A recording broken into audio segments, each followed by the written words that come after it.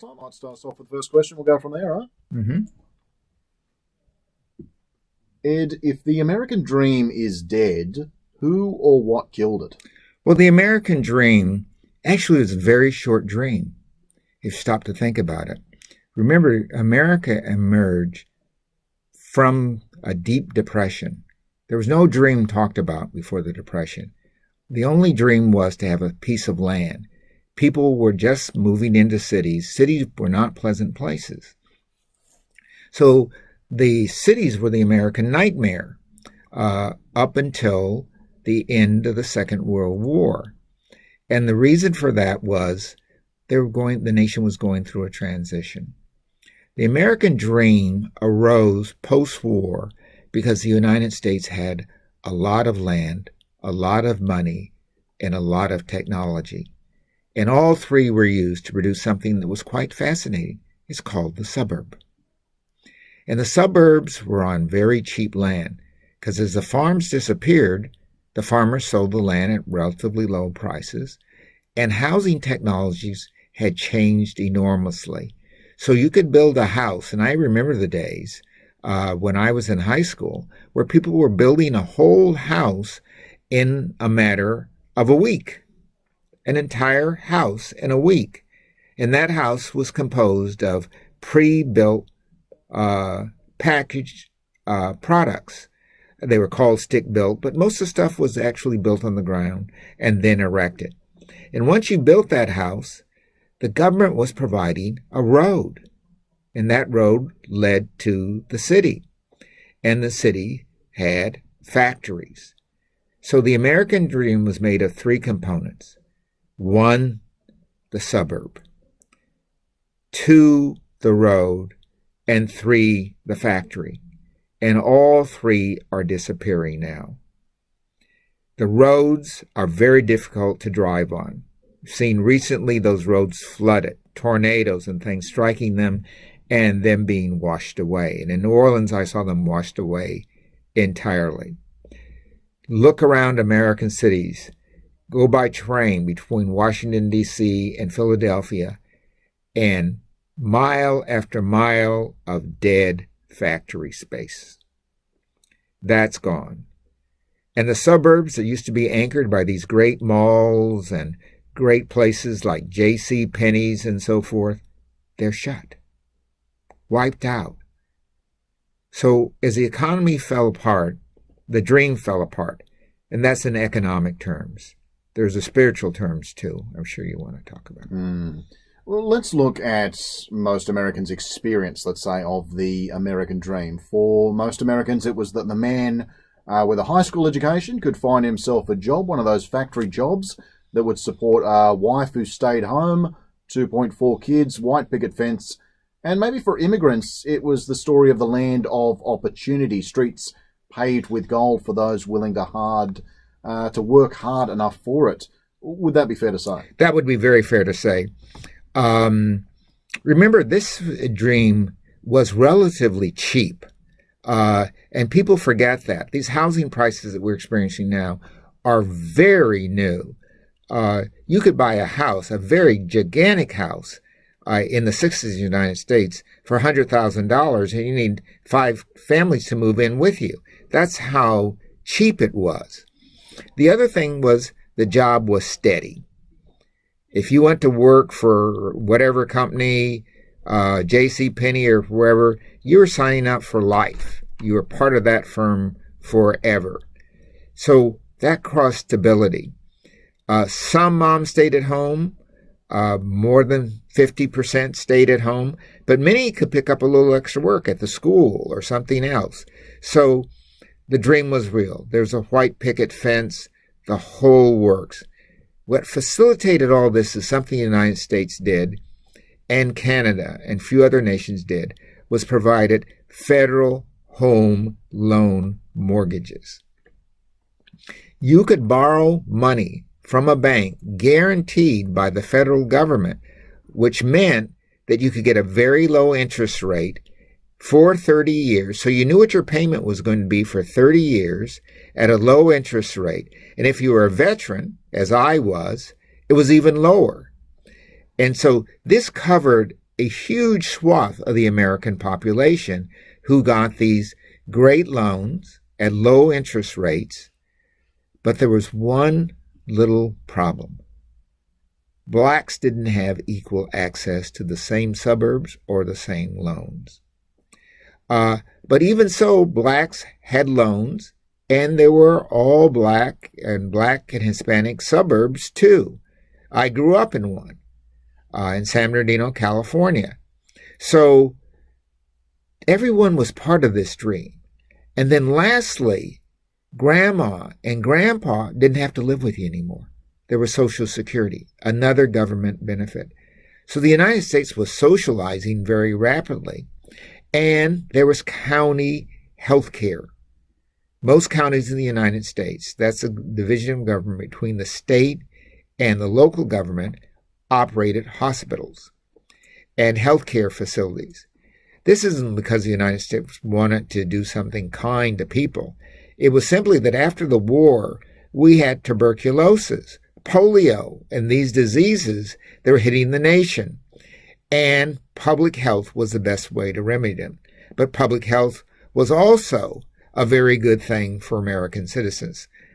So, in a sense, the American government was the first to see the value of socialism and putting it in place with the basics. That all fell apart 3 times.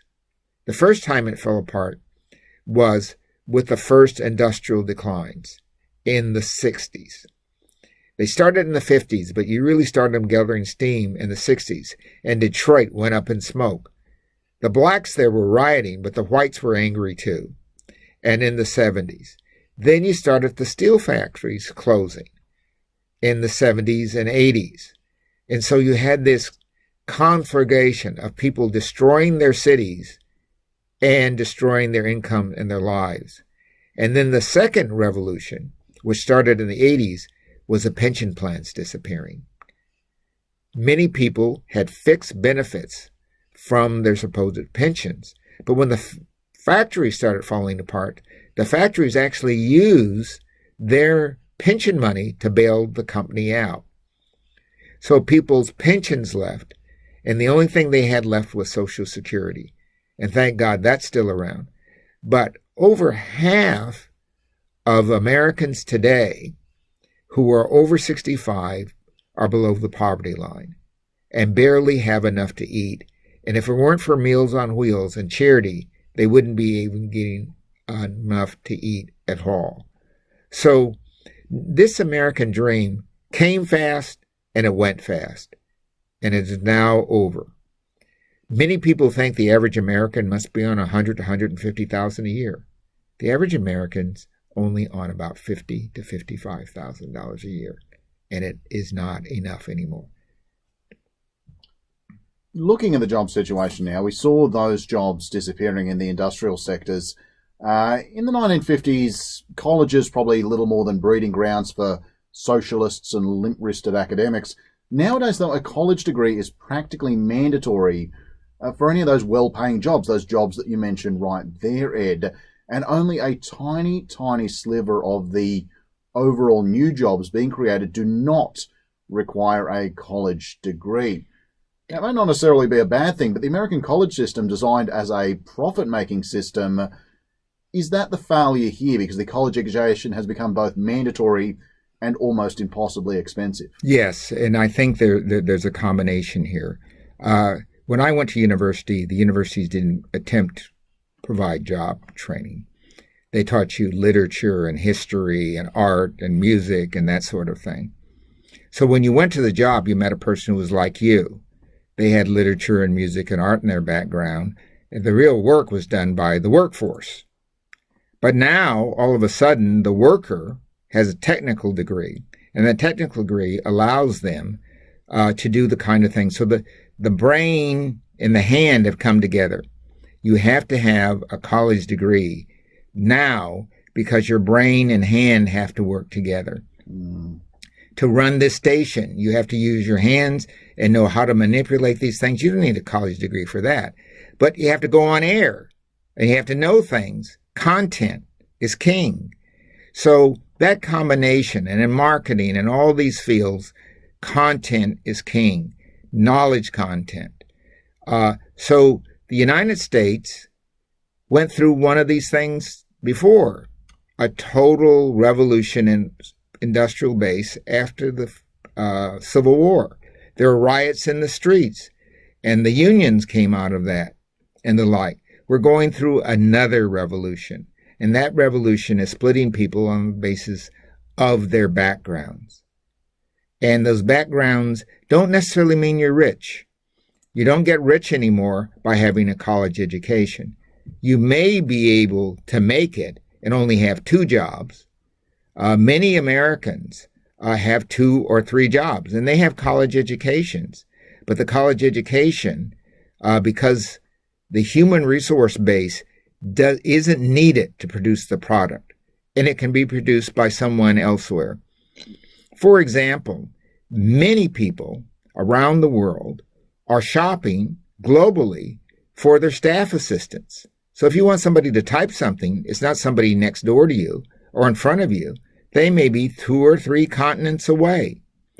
And they may be in Africa. They have college educations too, or India, or the Philippines. So the college education's the answer to getting to the door, but it won't even open the door anymore. There's a quote I love from Canadian author Ronald Wright. Socialism never took root in America because the poor see themselves not as an exploited proletariat, but as temporarily embarrassed millionaires. Now, you mentioned some of the rise of socialism in the United States, but while Europe had their leftist revolutions in the decades we're spanning, and even Australia insists on a fair go for all, has the American dream convinced Americans that failures in equality are their own rather than failures of their government? Just recently, yes. And I think Trump is kind of like the end of an era where the person is central to making this movie, this drama. And Donald Trump always portrays himself as a person who is rich and has made himself rich. He hasn't benefited from the crowd, or so he says. Truth is, he has. But he says he hasn't.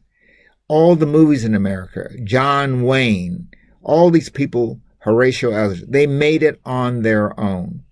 Well, that's no longer the case. It's certainly not the case in technology. It's not the case in medicine. It's not the case in all these rising fields. So when you get collective industrial or economic output, people start thinking about collectivizing other social goods like healthcare, housing, and the like. So the United States is going through what I call a soft socialism. People are gradually moving to a set of basic rights that are guaranteed by their collective activity.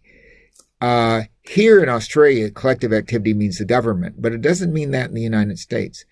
For example, there are cooperative insurance companies in the health space rising now, where workers are taking over and buying health care in bulk collectively. Doctors are forming collective health services organizations. We have many, many workers putting themselves in collectives to buy what we call here superannuation. They're setting up their own collective systems. So the American tradition is being collectivized, but not socialized. Uniquely in the developed world, we've seen life expectancy actually dropping in the United States. And we know why that is. We've discussed it before. White Americans are going backwards, particularly, I believe, white American males because of opioid abuse. That's true. But opioid abuse is, how we say, the thing that kills them. What started it is despair. Mm. And when you don't see that white picket fence, the thing that your father told you about, and your father is now an older person that needs care of him or herself, and they had the picket fence, and you had it as a child, and you can't replicate it, you go into a deep despair because the model you have in your head is not there. And that's what's killing the white American. The other thing that's killing the white American male is all of a sudden this lady turns up with a turban on and she's your boss. And she has not just a college education, but a master's degree or a doctor's degree, and is quite eloquent. And you can't say she's inferior. Certainly she isn't. So this hurts. With black males, it's a little bit different. Black males were caught in a different kind of hype. Sports, movies, and things like this. The quick way. Well, the quick way has turned out not to be the best way. Most American football and basketball players are bankrupt in the first 5 years. Many black Americans are financially insecure, even though they're making the same money that white Americans are, because their financial habits are so poor. They buy cars that they don't really need. They spend money they really shouldn't. So we have kind of the quick fix for the black that kills you and the slow boil for the whites that kill you. So the American dream has to be replaced by a new dream. And let's hope that this dream is going to come soon. For black Americans, it was Martin Luther King. Prior to that, for white Americans, it was John F. Kennedy. They're dead. Where's the dream? Just want to underline that point. The 1950s, if we say the 1950s was the golden era of the American dream, if we were to make America great again by returning to that decade, like you point out, I don't need to tell you, you lived it, you marched against it. The 50s wasn't the American dream for everyone, for blacks, for Hispanics, for gays, for women. Is the death of the American dream just white men finding out what it's like to be treated like everyone else? Well, that's the death of the American dream for them. The death of the American dream for blacks and Hispanics and so forth has a component of that. But there's a larger component for the others, and that is hope. Hope for yourself, hope for your family, and the like. For whites, it's supremacy. I'm bigger, I'm better, I'm smarter. So they're the same dream, but one's on the left-hand side and the other's on the right-hand side of the brain. And just on that as well, of course, you mentioned the spiritual aspect of this loss of hope in Americans right now. What do they have to look for? Well, I think America has to be renewed. I like this idea of a new agenda for infrastructure. And that infrastructure will not be just physical infrastructure. It'll be rebuilding the entire system. I think we have to rethink the university system in the United States. It started out as an agricultural system and mechanical system. Now we have to start thinking of it as a social building system and building people in a slightly different way. The same thing's true as the elementary schools and the like. I think the reason things are so expensive now, things are out of kilter now, is we're chasing the wrong dreams. And that old American dream is the wrong dream to chase. We have to start chasing a dream where people are more frugal. That's part of climate change, but it's also part of a new real world. We cannot burn up, destroy, remake things anymore, overpackage it. We have to come up with a new dream. We would call it frugal, but I think the next generation is going to call it hopeful. Ed, pleasure as always, mate. Thank you very much. Thank you. Stop that one there. Good. Enough already?